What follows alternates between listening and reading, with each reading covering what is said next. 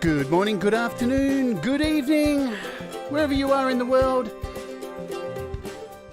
This is How to App on iOS and you're with Jade. And it's the end of the week and we got a really special guest today.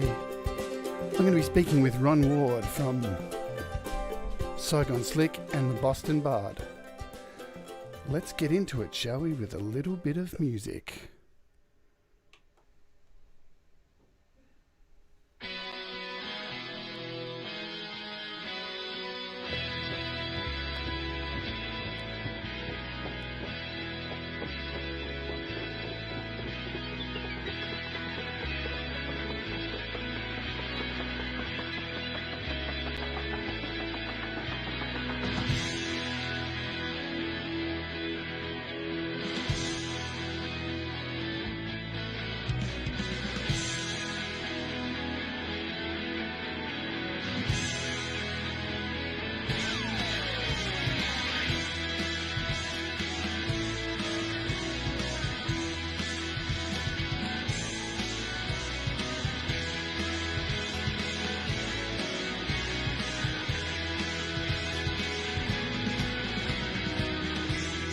Kill southwest of Saigon.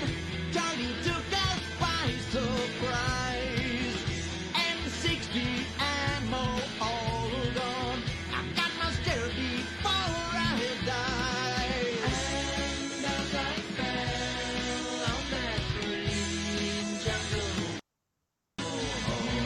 slowly, so slowly, my blood mixing with the blood of my enemies.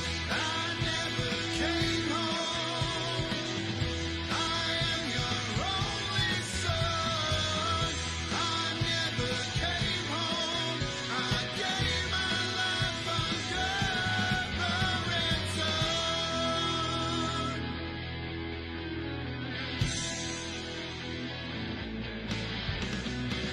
We walked right into it, man. In the summer of fire and rain, there wasn't no exit plan. It was somebody's bloody game. And as I stood at the place where they killed you, everything had changed, but your blood, it calls out to me. I never came home. I am your only son. I never came home. I gave my life under the red sun. And we were young. I was 18. Instead of love and M16, they trained me well. I fired it true and I died in the crossfire that ensued. I died thinking of you.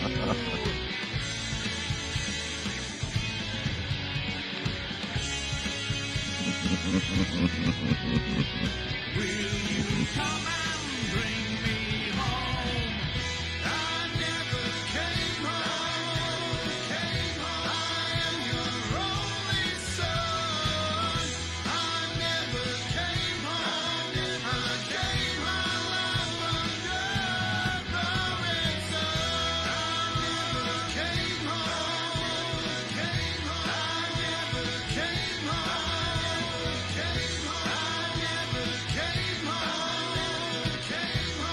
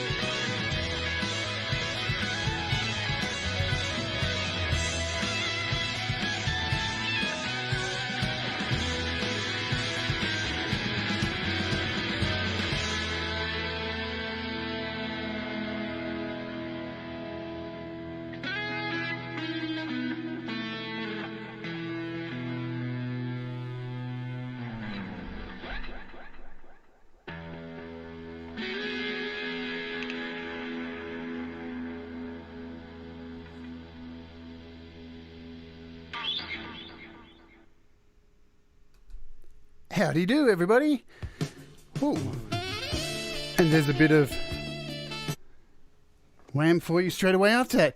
Hope everybody's doing well. I've got Ron Ward here today. I'll bring you in. Ron, how are you this morning? It's really good to see you.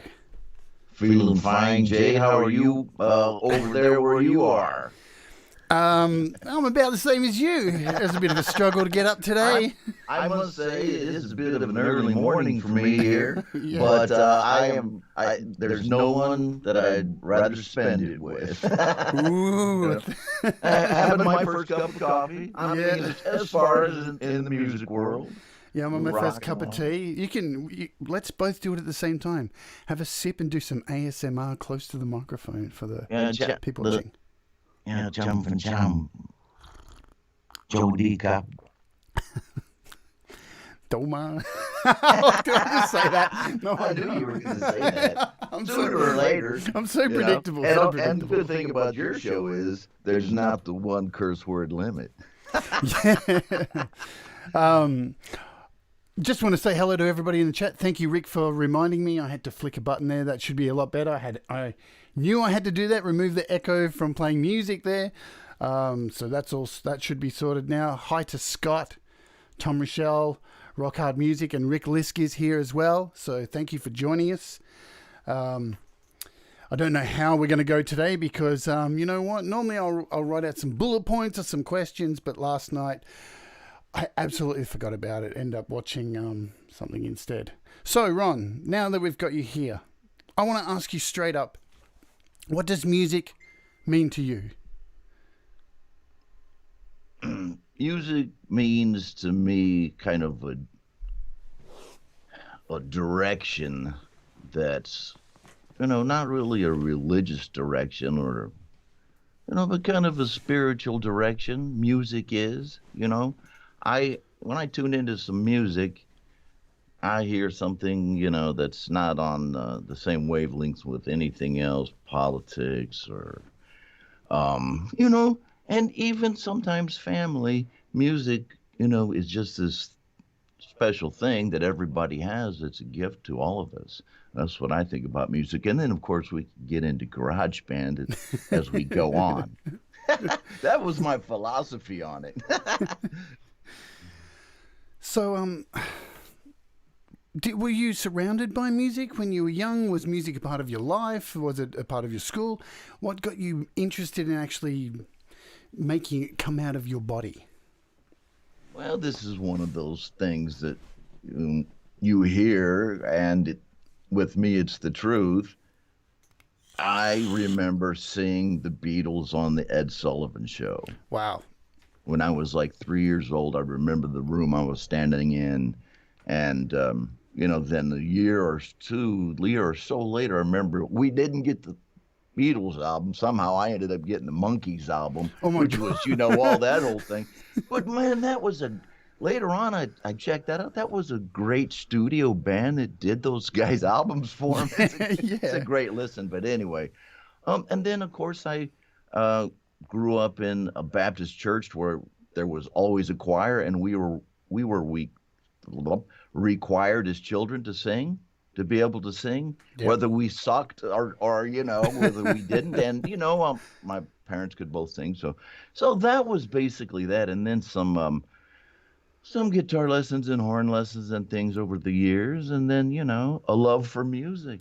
Like I say, it's kind of a direction to me that I can tune into music or play it, and then I'm not really bothered by anything else.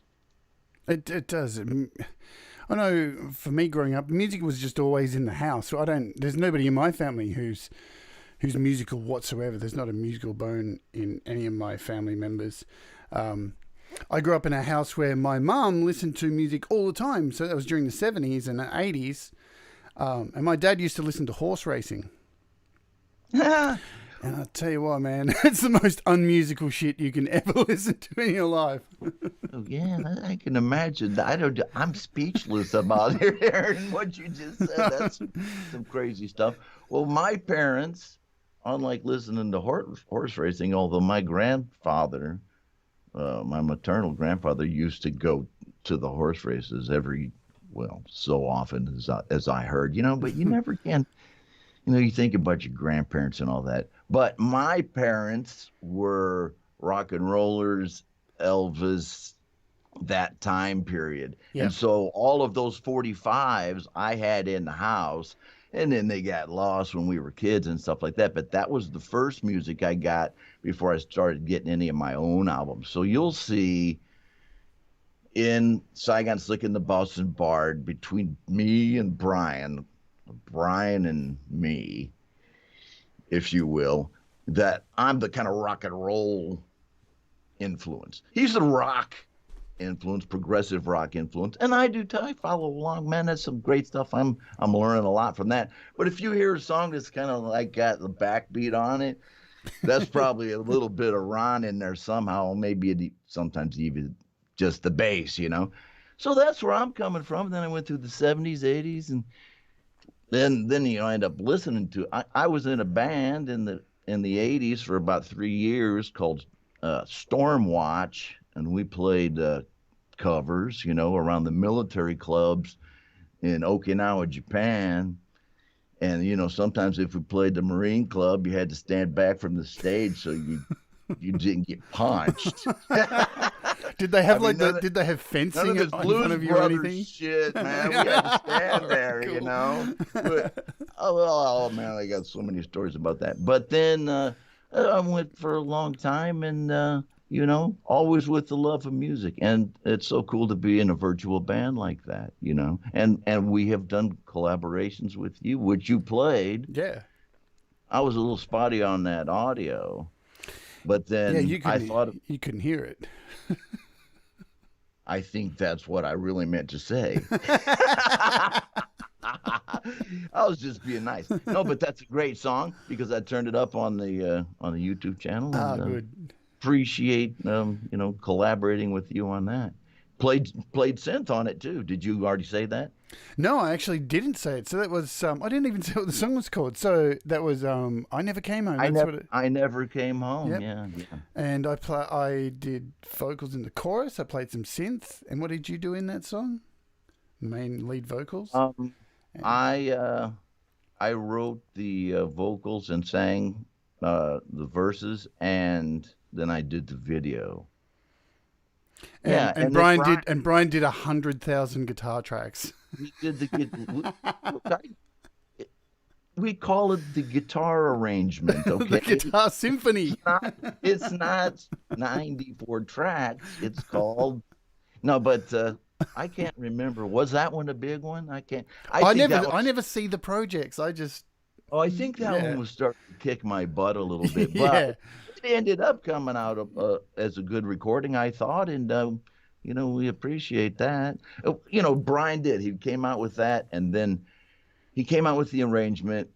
Do you want me to talk about this now? Yeah, well, sure. Well, look, I was going to ask next, you play in this virtual band called Saigon, Slick, and the Boston Bard. Firstly, before getting, too far into the band, Saigon, Slick, so you're in Vietnam and Right. And he's in Boston. How the hell did you end up in Vietnam, Ron? I've got time. Now, if you really want to talk about destiny, I met a girl in my freshman year college art class from Vietnam, and ended up on a road, in the military where I learned Vietnamese and went to Vietnam. But it all kind of started with that pretty little girl. But of course, I never kept track of her after that. But here I was. And in my military career, it led me to Vietnam in searching for the POWs and MIAs that had been left here, in the 90s, So I'd been around by that time. And I kept on doing that for a while. And all the time I was in Vietnam, and I started to like Vietnam, Yeah. And I started to, have a family in Vietnam. And once I realized that I could still do GBU live from Saigon, there was no impediment of me staying here. So here I am. Yeah, awesome, awesome. So, yeah, so Saigon Slick and the Boston Bart, it's a virtual band with you and Brian Bigler. Again, how did this all come about? Like, it's, I suppose, you could say maybe 5 years ago, virtual bands were nothing. Nobody was doing this kind of stuff. You're kind of ahead of the curve here because there's collaborations, but there's not. I don't see too many actual virtual bands that are a thing that stay together. It's more a collaboration kind of thing. So how did you find each other? I think it's just now on virtual bands, it's just us and the Rolling Stones, man. Everybody else is out of it. Yeah, it makes you wonder too. Like you would have seen that clip as well. How the hell did they pull off that clip using Zoom?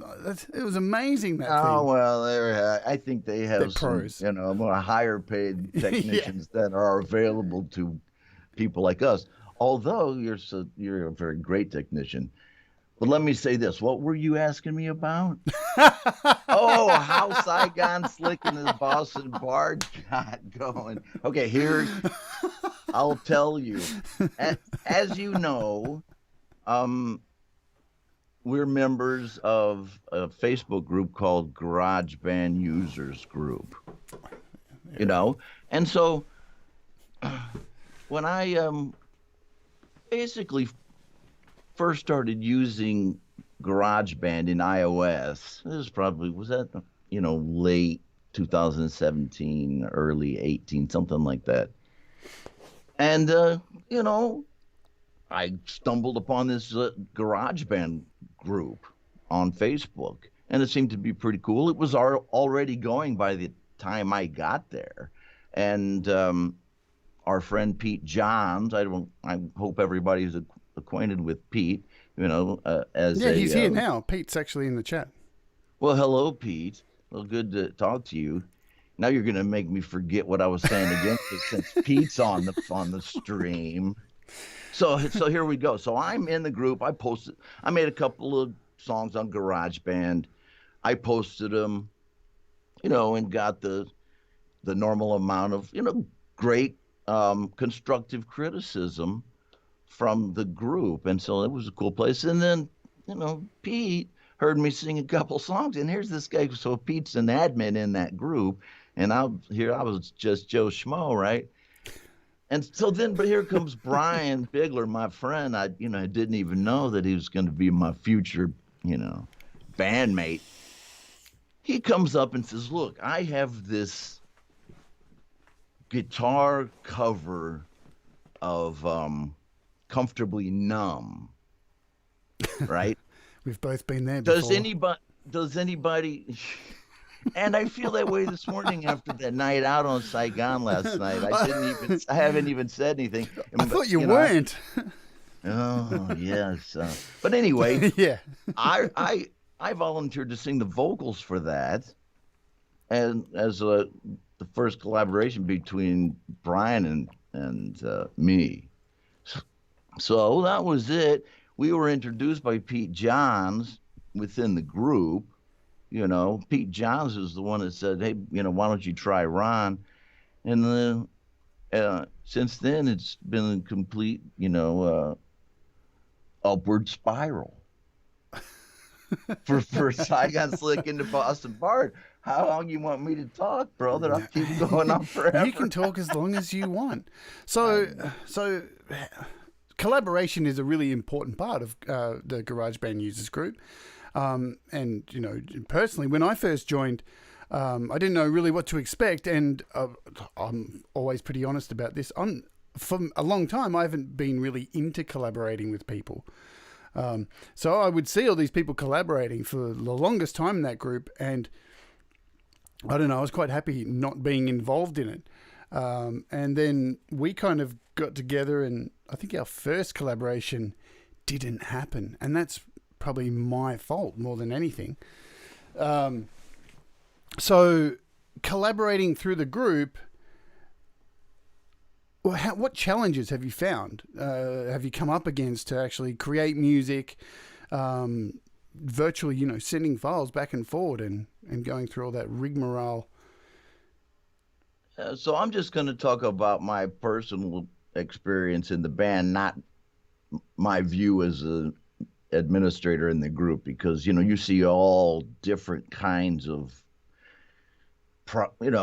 challenges in people exchanging files between iOS and Mac, for instance. That's a very common one. But so we've done it. We've done that. Oh, we have. Yeah. No, it's completely doable, and For sure. there's all kinds of ways to do things. But I'm just going to talk about kind of the way Brian and I do it. Yeah, of course. That's all I want to know. Yeah. So this is, I'm giving away trade secrets. Then if Jade needs to know it, then it hasn't been known yet. By the all-seeing eye. I'm just rating you for information right now. So I know. So was I at the point where Brian and I started playing, or what? You're at the point of telling me how you collaborate. Okay, so here's what happens. Brian and I both happen to use the same app, GarageBand, or the program on Mac OS. We both use Mac. And the same, and this is an advantage that if you have it, it works very well. The same version of GarageBand and all that kind of thing. And then,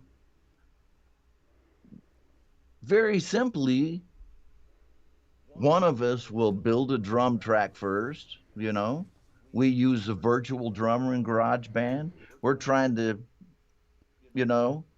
get Jade to play on one of our songs, the real drums. And I think that'll probably come in the future. I don't know. Yeah. I'm just thinking. But so once you've got that, one of the two of us will write the song. Mostly Brian. He has put out far more tracks than I have, and because I just have to tell you, the guy's a machine. Yeah, he's prolific as hell. He's a brilliant musical, kind of not a machine really. That he makes lots of great guitar tracks. He's a great guitar player, and he and I put together songs that way. So he say that he sends me a drum track and a guitar track. Most of the time I'll look at it and the mix will be, pretty fixed already and on his side. So all I have to do is go in there, sing on it, sing over it, make sure that, the mix is good then. And, that could take a long time. Plus, I'm writing the lyrics too most of the time. Although I do have to say, Brian also writes a lot of lyrics. Yeah, he does. He certainly does. He certainly does. Yeah, and but in like the classic Saigon, Liske, and the Boss of Bard thing, I write the lyrics, and sing, and then he does everything else. But it ends up being, whatever it is. But I enjoy working with him, and so. Once here's how we exchange files. Okay, so we're both using GarageBand. One of us will, use the share function within GarageBand up to email over to the other guy, and then you just download it, and then it opens right up in GarageBand. So that's how Brian and I do it, very simply. And I think that the simplicity of it. The fact that works for us so easily is something that has definitely helped the collaboration over almost 2 years now. I'm not saying, that's the only way to do it, but you have to find a way if you're going to collaborate virtually, unless you got some high-paid tech guy to do it for you. It has to work for both people, or how many ever people are involved. Otherwise, it just becomes a drain. So I'm just saying that works for us. Yeah, and I've been involved in your collaborative process, and because I only use iOS, well, the way we've got around doing that is, I mean, you guys obviously send files back and forth because you're using Mac. But with me, normally I'll get sent the files via email, which is really interesting because, we see so many people in the group, asking how to send files, how to zip up band projects. But in our instance, you're just like, not one of you guys will just send me an email with a WAV file and I'll import that into GarageBand on iOS, add my parts, and then send back the parts as WAV forms to you, and then you add them back into your Mac project. And that's, it's always done us completely fine, and I've done a few with you. So, except on the Motley Crue one. No, but here's what I want to say about that. We'll finish that. I learned from you. Well, we had to do it over because the files, I don't think I got them all, but I got some of them. I think we'll get to that one day. Look back at it and look, because I know I've gone back and looked at it a couple of times over the last couple of months and gone far out. I really over compressed all the drums. I really I processed them way too much, and I didn't need to do that. And I think that's what killed it for me too. I kind of was like, oh man, it's such a big job, and we were having trouble back and forth. But since here's the thing with that, if I can just say about like that you and I and Brian Bigler, we did, we took a run at a Motley Crue cover. What was that song? It was about not even Home Sweet about Home. a year ago. Was it Home almost, Sweet Home? Let's just say. Yeah, say it's like 9 months ago or almost a year ago. It was a long time ago. It was November, wasn't it? I think it was something like that. Yeah, it's November. And so we said we were going to do it, but then it ended up being a big project because Brian makes, the guitar part was like already huge. Yeah, and then the drums were all split apart. Your drums made by you, drums were split apart into separate tracks. You made like an oboe and all kinds of like a full, 57-piece orchestra. And then what happens? They send it all to Ron.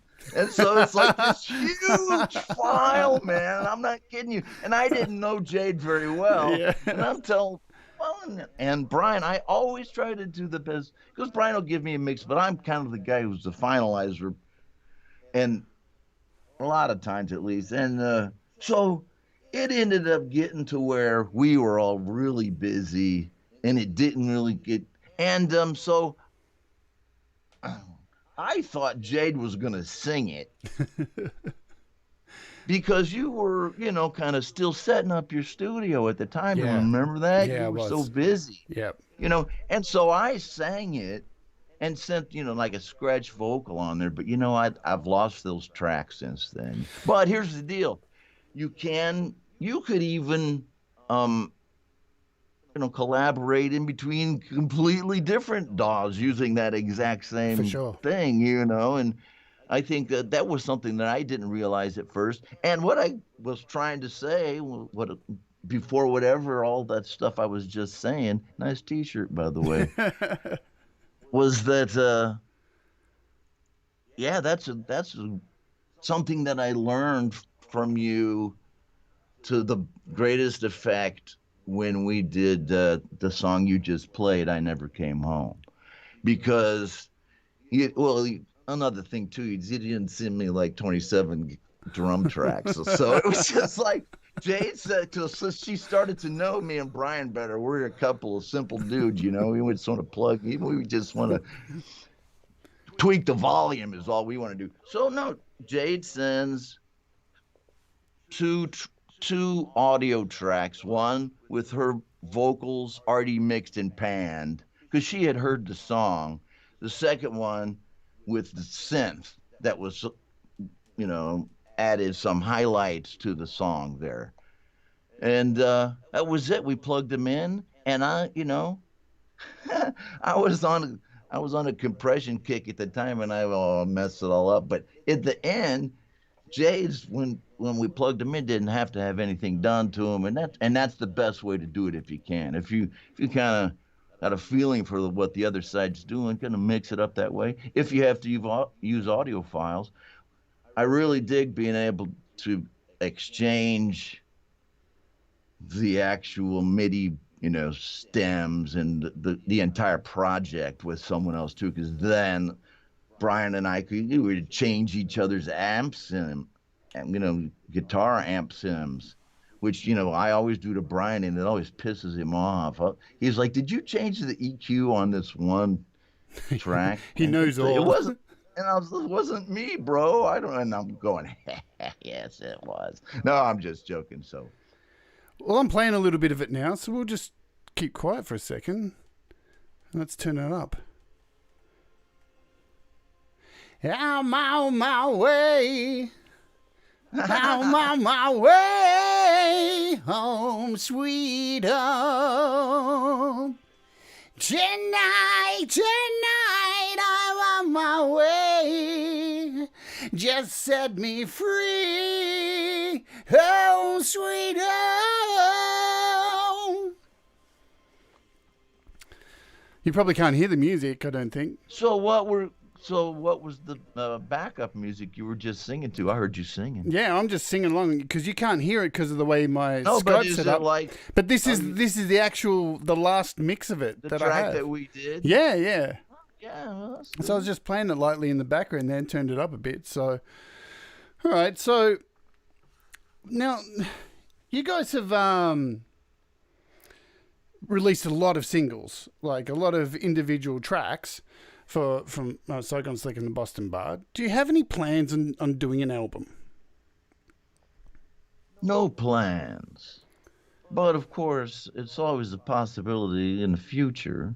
Now, of course, Brian Bigler, my brother and my virtual band member, he has a couple of albums.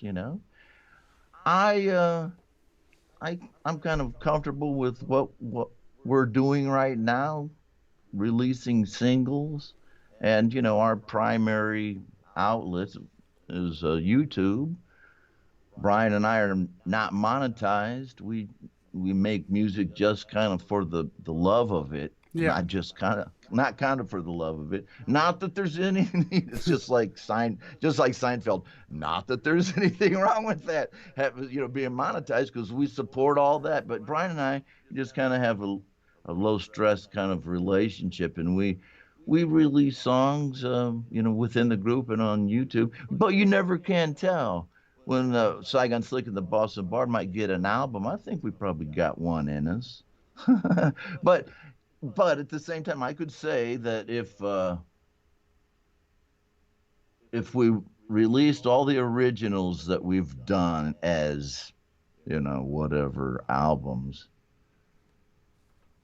there'd be 2 albums there. Yeah, I definitely. think, Yeah. But, not that I want to put all of them on there. Actually, they're all good songs. I don't mean to be self-deprecating. All of those Saigon Liske songs, I look back on and they're all really good. So, why don't you challenge me to make an album? Before Christmas or something like. Well, I haven't challenged you with a date. All right, an EP. God damn it! See, Brian's not even here. Can I curse on your show? You can curse, yeah. I'm Okay, not being now, monetized. That's great. No, I'm just joking because I already knew it. I just thought I'd throw that out there. Well, Rick has pointed out that because I forgot to press the button, you couldn't actually hear that music. So I'm a massive dope. But this show is always about making mistakes. And I always implore people to make mistakes because then the next time you won't make that stupid effing mistake again. So what I'm going to do, just because we didn't hear it before, I'm just going to play it this time. And so you can actually hear it. Let's play a bit of this Motley Crue song. So we'll just shut up for a second. Let me know in the chat if you can actually hear it this time. I can hear it now. Cool.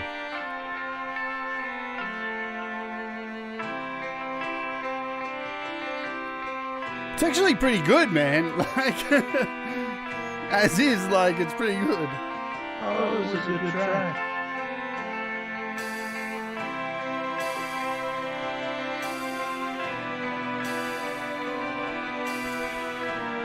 And this is the first time, this is a premiere on GBU Live. I just wanted to say that.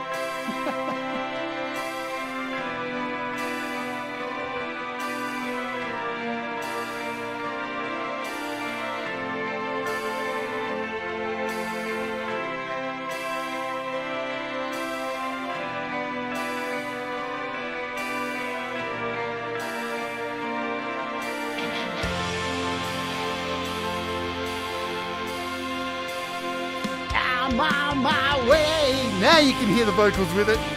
It's free home, sweet home. I'm on my way. Just set me free. Home, sweet home.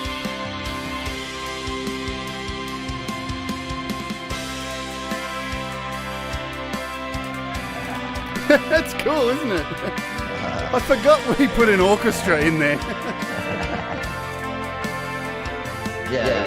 His own kind of take on it. Yeah, especially the middle bit too. That's got those weird heavy drums in it.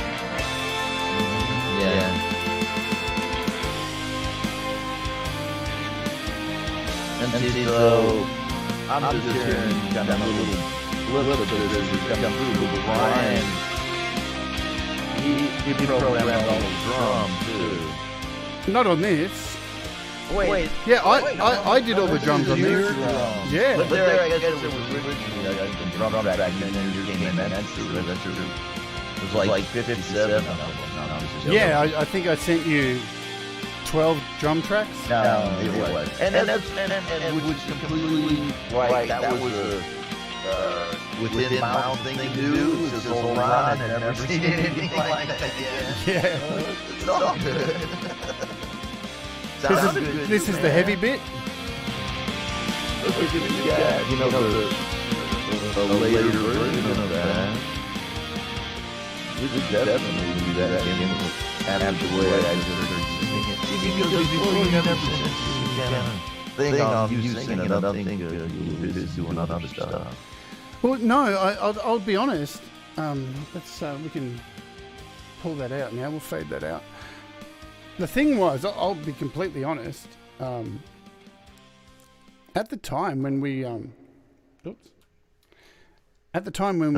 the time when we were doing that, I was actually going through some real vocal problems. I was struggling because of my health and stuff to be able to really be able to sing. My microphone wasn't that good either. I was going through a lot of confidence issues, and that's something that I'd never really faced before in my life. Because I've been singing for 35 plus years. Played gigs in front of 70,000 people, and done so many amazing things. And that song kind of, it wasn't the song or working with you guys. I was just in a really bad way and really crippled and afraid to start singing again. But I think since all the coronavirus stuff has happened and a lot of us started going more online and doing live streams, that's really helped me get out of that and get back into a rhythm of singing again. So hearing that right now on this stream has got me really excited again to really go back and sort that out. Like there's another song I'm supposed to have finished as well for someone else, but yeah. Yeah, well, I mean, you got a lot of fires burning at the same time, but it's a good track. It is. It was always a good track, and I tried to get it going, and then now having been friends with you since around that time, yeah. I know that you were having some issues with your health and all that, and as we do, right? Yeah. But that track kind of went by the wayside, so. I keep a lot of that kind of stuff up on iCloud, so I may have not. Do you actually have the project? Are we talking about stuff that is really good internet though? People are going to go, why are they continuing to talk about man, this project? because it's interesting, like the dynamics. I think it's interesting. I hope everyone else does with collaboration, because collaborations can fizzle out, Right. and we didn't get destroyed by it. We didn't it was get cool. discouraged. Nobody we just said- moved no, on. When you collaborate, and I've done some, a few, maybe half a dozen or so with different people. You have to go into it with an attitude of, give and take. Plus, don't be too disappointed if it doesn't work out. Yeah, shit Because happens. a lot of times it won't work out, and then sometimes you'll realize right away that you don't want to collaborate with that person, you know. And then usually later on, what you're hanging around more, you know the person's work before you kind of ask to enter into a collaboration with them. It's just not, willy-nilly when I first got in. But I was really lucky. I met some really great people when I first got in GarageBand Users Group. And right when I was learning iOS, GarageBand, and, I did collaborations with Rick Liske. Is he still here? Yeah, he sure is. The crazy motherfucker in the cowboy hat. The same Rick Liz. That's the I'm one. sorry that I haven't mentioned our collaboration. The first collaboration I did in the group was with Rick, and I think I had put up some solo stuff too. I did put up some cowboy songs or something, because I have kind of, I don't know what it is. I'm an old rock and roller, but I also have some kind of a country music kind of vein in there, which Rick, what the heck was it? He put out this thing, just a little snippet of an iOS song. It wasn't even a song yet, but Rick, but and I didn't know Rick, and he had been like this guy. He was already making videos in the group. He was the first guy that I remember that was really like making iMovie videos for GarageBand songs. Yeah. In the GarageBand group was Rick, and then of course a lot of people did it. And I don't know if he was the very first one. I think I'm just going to sit here and ponder that one. But anyway, the first, because who knows, I was doing search in the group. So Rick and I wrote a few songs together, based on that kind of thing that he would put out a iOS track, and then I would kind of rearrange it a little bit, maybe put some guitar on there, and that's how that kind of thing worked. And at that time, we were both working on iOS, okay? Because when I first started out, I moved down here to Saigon from Hanoi, which is another place nobody has ever been to except me. I moved and all my stuff was in storage, so I just had my iPad and like a Shure 58 mic, and I think that was it. But with that thing, that's when Rick Liske and I wrote Tea House Girl, and we wrote Bad Girls Won't Leave Me Be. Those were the first collaborations I did in the group, and I just must say we re-released Bad Girls Won't Leave Me Be last week. Yeah, redid the vocals and a whole bunch of things to it. Yeah. Yeah, what is it with bad girls and you guys? Well, I just never have, been able to find any good ones myself. But I just keep going for the bad ones. What can I say? Yeah. That story is actually my life until, like... Yeah, you better hope your missus isn't around right now. No, until like 2.5 years ago. Or it's more like, it was actually more like 4. So anyhow, on to the next topic, or Jade. Yeah, well, because we're talking about... with you. Because we're talking about collaboration, and and it all came from GBU. I want to ask you about GarageBand Users Weekly, because this is something that's the groups. Firstly, I mean, when I joined the group, it was only like 3,500 people, and what is it now? Like around $7,000 or something? Like it's crazy large. That's right in the middle of 7 and 8 grand. So so yeah, it's growing exponentially, and then you started doing a show called GarageBand Users Weekly, where, I mean, you GBU Live. GBU. Man, I need another coffee. That's Pete Johns' show, That's and Pete's I was show. not even Yeah. Well, you've been on that, so look, dare I was to close. impede on his show. We- Although I have You've been on there, yeah, yeah. I have been a co-host on that show. So have too. I. Yeah, God, so have you. We're all such sluts in that group, aren't we? We just get around it with each other. I think I don't like to use the word incestuous, but we keep turning up like bad pennies. Rick Liske says hello, by the way. We all like to jam together. Mhm. So Rick says hello, by the way, and he actually wrote here, I was not the first person to do videos with clips. Pete did videos before him. I should have known that. Of I should have course. said it. I should have known it instinctively because there is kind of this, this like the force thing in our group. You just start to know things after a while that other members are doing, and it's like Yoda with Obi-Wan. jeez. And then, but Jade is Darth Vader. I sure am. No, I don't do hell- it. I'm just no, messing with you because I knew you wanted to go grab your Darth Vader mask. He's sitting up there. I'm just messing with you. So look, with GarageBand Users GBU Live, Right, how did that all right. come about? Because how long have you been doing it for?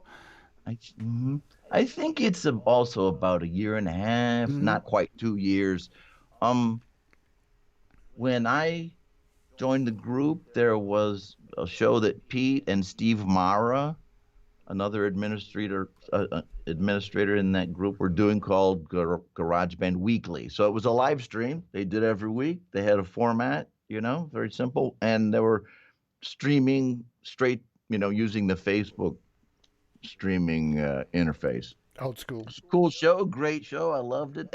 I think it was kind of a encouraging thing to see in the group, and a lot of people were following it. And then after a while, the group became so large, and we had and Pete and Steve had so many songs to play on every show, plus the tech stuff. I guess I failed to say that show was playing some songs that members in the group posted, and then the other half or so was talking about tech Yeah. related to GarageBand.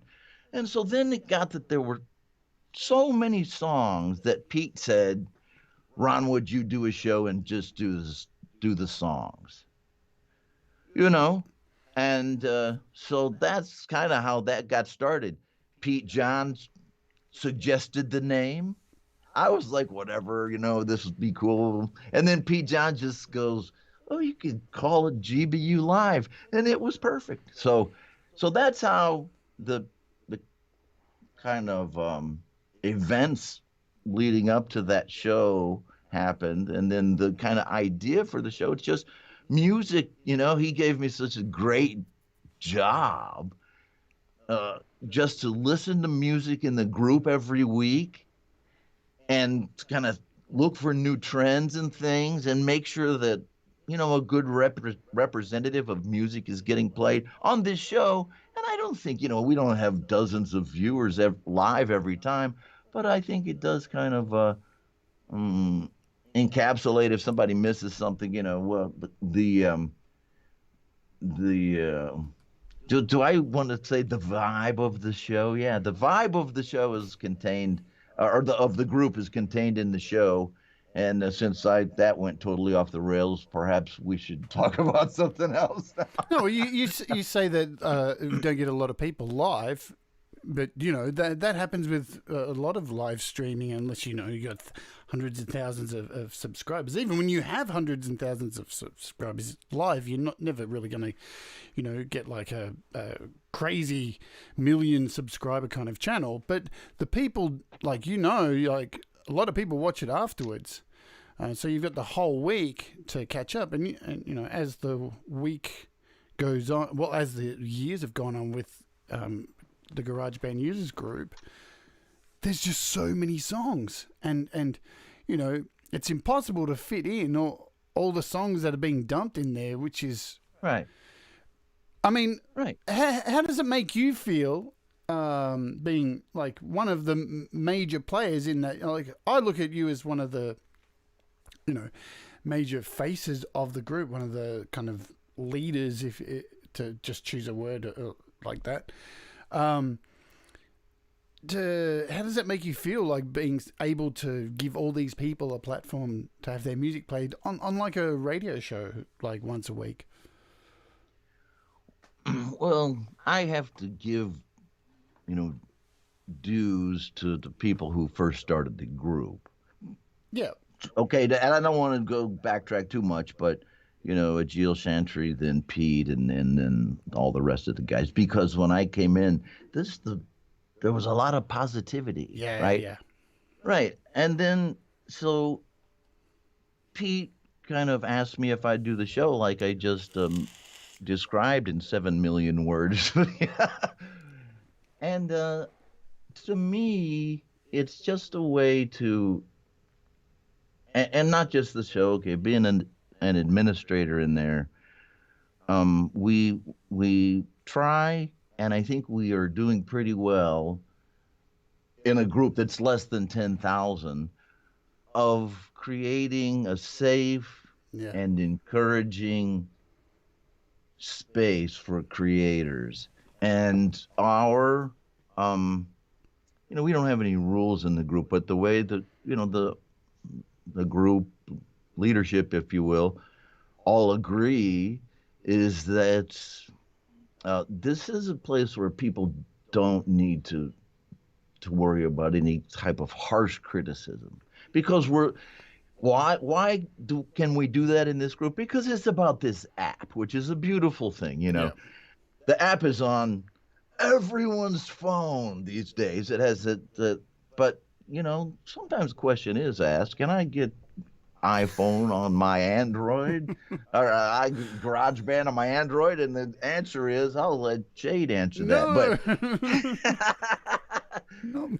But anyway, I mean, they're in the group because of that fact that Apple has put this free app on all of those iPhones around Asia, all the different parts of Asia, include China and all of the continents, Europe, the United States, Australia. I went down and looked at a list of the countries, and some people don't list, but a lot of people, you can tell where they're from. There were dozens of countries represented in GBU, and so it's really cool to be able to, and some of them were just like, we get big, when people get iPhones, they start messing around with it, and if they like music, they eventually kind of find it. And so all I'm saying is, in so many words, is that we want to just encourage learning on GarageBand, but it's not just learning, as we already covered. It's collaboration. We, along with the new timers that are coming into the group and who we welcome, weekly. There are a group of singer-songwriters. We now have a great group of beat makers in the group who kind of, post songs for the group in a way. Yeah. And there is some fantastic music going on there. And Yeah. so I guess when you talk about how it is to be a moderator in that group, it's just, so great if you love music, if you can, get into it and have the time. I'm lucky enough to be retired, so I can sit around and listen to this great music during the week, and then once a week I get to share it again with everybody in the group. I think most people who join the group will agree with me. A lot of us join with a question, and we stay for the positivity and the feeling of a musical safe space, because it just is that, We make sure that we can make sure that it is. Yeah. It's we don't put up with any trolls. I mean, and somebody could say, well, that's very subjective. Well, this is, if you're not, and you know how it is. We just keep it civil. Yeah, Everybody's civil. It's great. Yeah, look, I've been on many, many Facebook groups, and I normally get banned within a week. And not for really doing anything wrong, just for having you're on the line, just for having a strong opinion about things, and I can't tell you how many groups have been banned from, like vegan groups and like just ridiculous stuff. But you know, it's amazing how little animosity there is in that group. So that's fantastic. Yeah, that's cool. That's cool. Yeah, And that's look, a great group. since we're talking about apps and we're talking about GarageBand, I'm going to ask you let's go with 5 today. Okay. What are 5 apps that you use on your iOS device or your Mac, if you want to go that way, that if they were deleted from the App Store tomorrow, they would absolutely fuck up your workflow? Well, I'm kind of, I'm really not really super prepared for this. So I'm just going to go through, and these were things that, these would be things that if I didn't have them, that would kind of really suck for music making or video making or. Yep. So, I guess, and I'm not gonna say GarageBand because that's my main thing. Both iOS and. What's up? What am I? I know I'm pointing at the screen because GarageBand's on the screen. I thought you'd just go for that first. Oh, well, I'm going, Jade. There just must be some disturbance in the force. But okay, GarageBand's my main thing on both operating systems. Yep. And then just like going through, I see here on my phone that I have Canva, which is a graphics program that I subscribed to for a while and used and to make things like lower thirds or all kinds of little things. It's versatile enough, but it wasn't very easy to use. Do you still use it? So that's Canva. No. And so this is kind of a lead into my number 2. And these are not these are not in any priority order. For sure. The one that one Canva I would want to give up, but the app Over, and Jade, I know you use this one too because you introduced me to it, as a graphics designing program where you can make all kinds of graphics for anything from your advertisements or Facebook pages and live stream, scenes and things like that. So that thing, and I think I've used it on both my phone and my iPad. You can make something that looks professional, very easily in just a short amount of time. The interface works well. Everything is very intuitive. It's not because I'm an intuitive guy. As Jade knows, if it's too complicated, I have to slow down and take a second look. But it was very cool. So Over is a good program to make graphics if you are into things like that. Logos, it'll make logos. Does that thing make animated graphics? Yeah, you can import videos in there as well. Oh, videos, yeah, Yep. I did see that. So that's cool. So yeah, well, I did an Go ahead. episode. I did an episode on Over. It was my first episode. So, yeah. If you want to go back and have a look at Over, it does have a subscription, but I've been subscribed to them for 3 years, and man, I use it every single day. And we talked about this last night, and I know you probably don't want to go down this path, but we've both used Canva. I personally can't stand it. I think it's way too basic. But, hey, you use what works for you. And that's when I found Over, and Over is just, man, it's basic to use, but it has so much complexity, almost like Photoshop, but in a really basic model. So, yeah, what else you got there, Ron? Okay, cool. Let me just take a look. Okay, so Are you going through your phone like we talked about? yeah, this Yes. is it. I told you I was going out last night, but this will be pretty cool. I am a GarageBand user and guitar player, Not the I'm not the Boston Bard, but uh, and I use mostly uh, the stock amp sims in GarageBand. But one thing that I do use, and it works pretty well when I'm on iOS, is Tone Bridge. Yeah. So I mean, there's a lot of different setups in there with pedals, and I mean, there's just seems to be 1,001 different combinations. So that's a pretty cool thing. Yeah, man. I Uh, love to, Tonebridge. it's like it's a plug-in that changes the sound of the amps that you're playing in, GarageBand, or I don't know, does that stuff even do you use that in Aria Pro and all that? Yeah, Does it man. work? Yeah, I use it in so many things. I mean, and it's free too. That's one of the most awesome things about that app. I mean, and it comes with. I'm going to be doing show on. I'm doing a week of guitar sim stuff in maybe a couple of weeks time.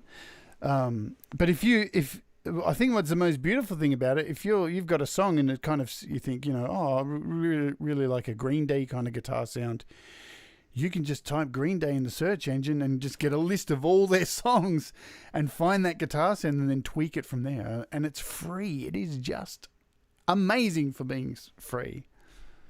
Yeah, that's cool. Well, I got like this. I have an app too that I use a lot, and I'm hoping that it's going to come up here. What is the actual name? Well, it's this app.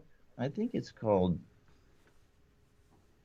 Guitar Tabs, guitartabs.com, and I think I paid a one-time price for it of about $5, and it has the chords and tabs and lyrics to just about any song that you could ever think of, and has chord diagrams and things like that if you're trying to figure things out, and sometimes debatable lyrics if on some Bob Dylan songs. Yeah.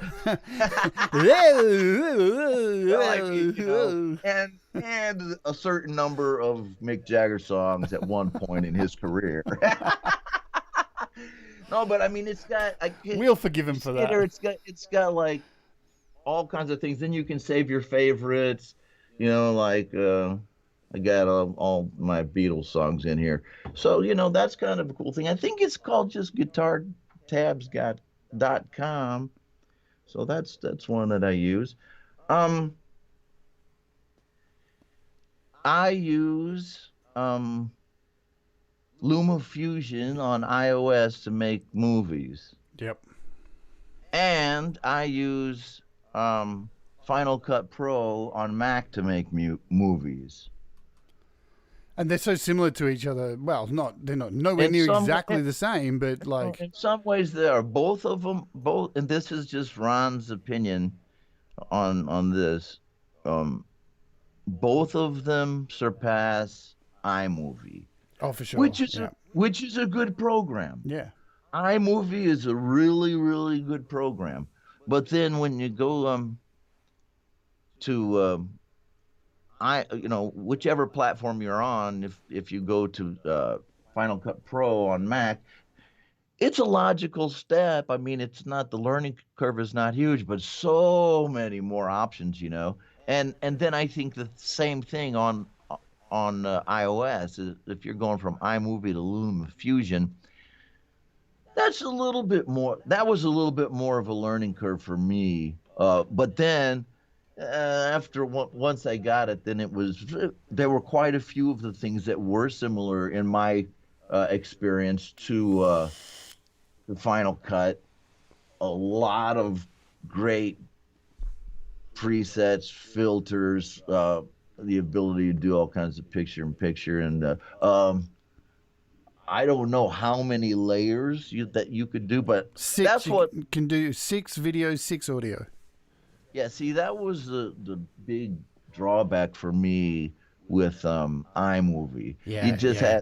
kept having to export things and come and re-import them if you're doing layered green screens or something like that. And this, I mean, I made the videos for our band's last two songs on LumaFusion, and I thought it was just great. And I've also done them on Final Cut Pro, but I think there's a lot to Final Cut Pro that I may not just need making those kind of videos. You know, it's a huge program.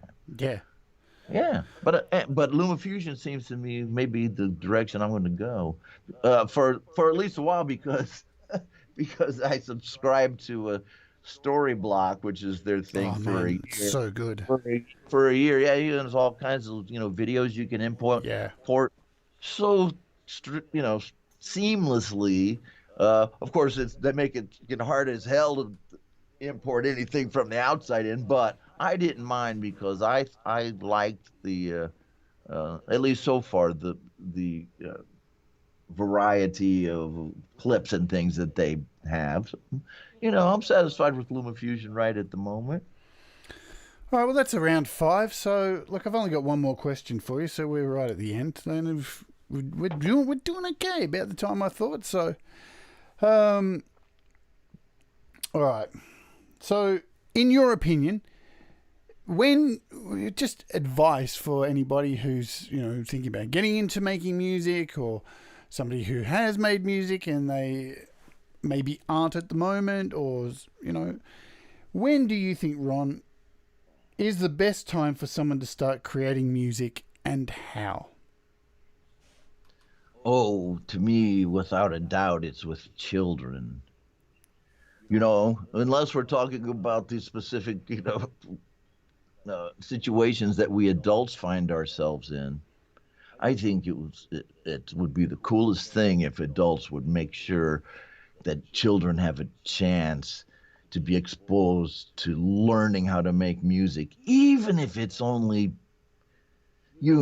making 10 songs in GarageBand on their iPad in music class, because that's all the school could afford. Yep.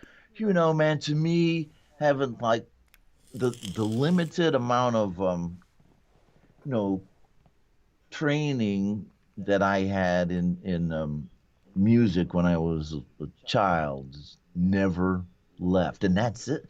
All the rest of it, I was just picking up by listening to Beatles albums. But I would say that it's most important for us to uh, help children be exposed to, and if they're not music makers, music listeners at least, because like I said earlier in the show, that vibe can take you out of the worst mood, or sometimes it lets you escape to something else because it's really not like anything else. So I would say an appreciation of music. And I have to tell you the truth, I forgot what the question was, but that's my answer. And I'm sticking to it. I was going to try and send you an image in Messenger to pop up on your screen and make you laugh. Yeah. But I can't do that on Well, this show. see? Well, yeah, see? This isn't fair because I can't You can't do it to send me me. little photo bombs of like elephants in underwear and things like that. Yeah, and touching on what you said for kids too. I mean, look, you touched on it at the beginning of this show. How you took lessons and stuff, and look, I remember being forced into some lessons. I remember being forced into recorder lessons. I fucking hated it, and it was such an effort to back then to like set up the lesson, get to the lesson, have to sit through the lesson, pick up a kid. These days, to be able to most kids have got an iPad in their hands anyway, and GarageBand is free. So, kids got it really lucky. I mean, and we've got it really lucky now to be able to do it at our age as well, which is a blessing in disguise, Hmm. We talk about it in the group from time to time that, we're living in an age where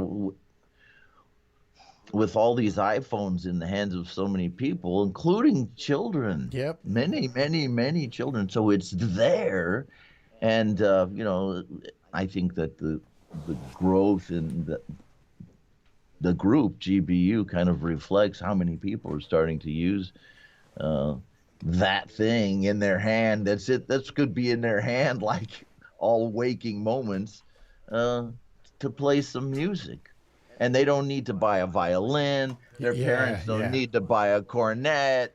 And just like you said, I got taken to music lessons. You had to drive over there to the other school or whatever, and it was kind of a pain in the ass, like being a soccer mom or something like that. But this way, you just throw your kid in the corner and throw him an iPad, and go here, Sit in the corner. Shut play up. play GarageBand. No, but Make only a song. only give them one app. Yeah. Make a song, kid. Sit in the corner. Don't disturb me. Make a song. Make me rich. That's right. It's modern slave labor, but in the Western world, I guess. We've got a few people here in the chat I'll mention. So, what have we got? Russ889. How great it must be for a kid to have this technology in their hands. Benedict Stewart said, great show, Jade and Ron. Thank you very much. Tom Rochelle, I was psyched to get an 8-track digital recorder around the time I started college. Now have kids. Have a 32-track recorder in their pockets. Man. Glenn Clark's just joined the chat. Late. Better late than never. You can watch it on the replay. Rick Liske says, even big children. And that's just what we are at the end of the day, isn't it? If I ever stop being kind of a big kid, just tell me and I'll... Oh, wow. Look at this piece of New crap. stuff. Yeah, man. How old is this? So this is the Zoom MRS4. They definitely wouldn't make these things anymore. So I found this laying around. Look at that! Oh my god, it's got MIDI. It's even got a MIDI out. It's got a MIDI out. Speaking of old gear, So, well, at some point you had to tell me what that was. But anyhow, I know you got another question. no, that's actually a little 4-track recorder that accepts. So it takes. What does it record on? Oh, Look those at that. these cards. Yeah, Wow, this little data card. Well, little, I say little. Look at the back of that data card. It's huge. Oh yeah, that's a big card. Well, I can't get it in the hole. you're gonna be like the collector in Marvel Comics, and some people are gonna come to your house and jail say, "Oh, look at this stuff I have from." That's the only old thing I have. 1987. That's the only old thing I have. Everything else is pretty much brand new in this place. So, all right. Well, we are at the end, and I want to firstly thank everybody for hanging out here and spending some time with us. It's Thursday for most of the rest of the people from the world because we live in the future, Ron. I want to thank you, Ron, for getting up nice and early because you're 3 hours behind me. So thank you very much for that because I know you had a big night last night. That's cool. Painting the town pink and purple polka dots. Cool. And that pretty much wraps up this week in How to App on iOS. So I just want to once again thank everybody for their support this week. We've got some interesting shows coming up next week. I can let you know. Going to be looking at WWDC and look at Apple, what they're announcing on Tuesday here in Australia. So it will be fresh off the interwebs. I think I'm looking at a few apps like, I'm going to be looking at Siri shortcuts this week. Going to be going over Siri shortcuts and showing people how to use Siri shortcuts to do things that you probably would not even have imagined and have paid money for an app for. So, and going to be looking at more little bits and bobs this next week. And then I think the week after, we're possibly doing a week on guitars or a week on vocals. I haven't decided yet. So, with that, I will say thank you very much once again, Ron, for coming on the show. Are there any parting words you would like to give to the people on the show? It's been a pleasure, Jade. Thank you for having me. And just remember this: real people, real music. Oh, I thought you were going to say GBU Live at the Oh end no, of I that. can't say that. It's copyrighted. I'll get sued. Awesome. All right, So everybody. thanks, Jade. I appreciate it, and thanks everybody for watching. Hey, no problem. And look, I hope you all have a wonderful weekend. Thanks once again for joining us, and we'll see you next week. And just before I do go, remember, if you are, pop over to the GarageBand Users group on Facebook, join the group. Your show is every Wednesday night, so please come and join us over there, and you just have a good experience, and you get to see Ron do his thing every Wednesday, and trust me, it's good fun. So have a good weekend, everybody, and we will see you next week. Adios. Bye-bye. And we're clear.